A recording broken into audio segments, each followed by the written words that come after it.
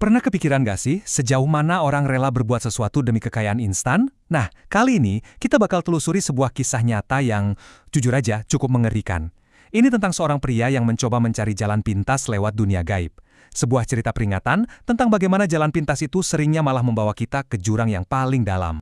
Terkadang, permasalahan ekonomi dapat membutakan mata dan batin seseorang. Wow, kalimat ini tuh benar-benar jadi inti dari semua cerita kita hari ini. Ini pengingat yang kuat banget. Kalau orang lagi kepepet, batas antara mana yang benar dan salah itu bisa jadi kabur banget.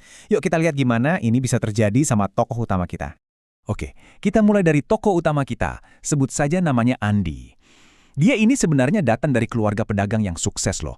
Tapi ironisnya, dia sendiri malah gagal total waktu coba nerusin bisnis keluarga. Nah, kisahnya dimulai dari sini, dari tekanan dan rasa malu. Kegagalan Andi ini sebenarnya tragis banget.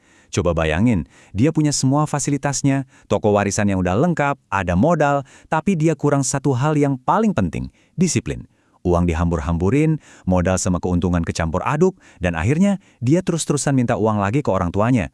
Puncaknya, dia dicap sebagai beban keluarga. Sebuah julukan yang pastinya menghancurkan harga dirinya.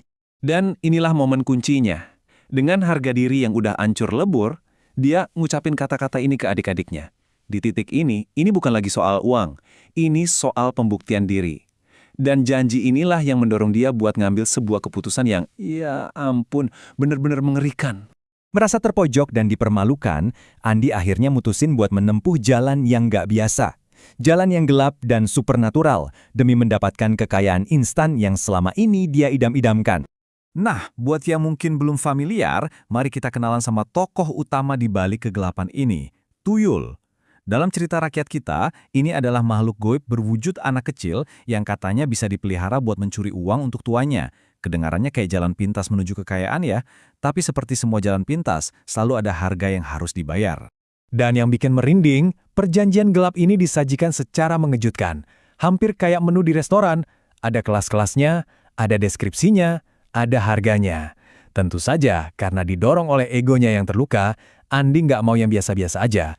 Dia pilih yang VIP, dengan mahar 5 juta rupiah, uang yang bahkan harus dia pinjam dulu. Dan ini dia syarat-syaratnya, yang satu lebih mengerikan dari yang lain. Salah satu syarat paling aneh adalah si Tuyul ini harus tidur sama istrinya. Dalam keputusasaannya, Andi menyetujui semuanya, tanpa benar-benar paham betapa berbahayanya aturan yang terakhir. Jangan pernah, dalam kondisi apapun, mengusirnya. Awalnya kelihatannya pertaruhan gila Andi ini membuahkan hasil. Uang mulai mengalir deras dan untuk sesaat dia merasa berhasil membuktikan ke semua orang kalau mereka salah menilainya.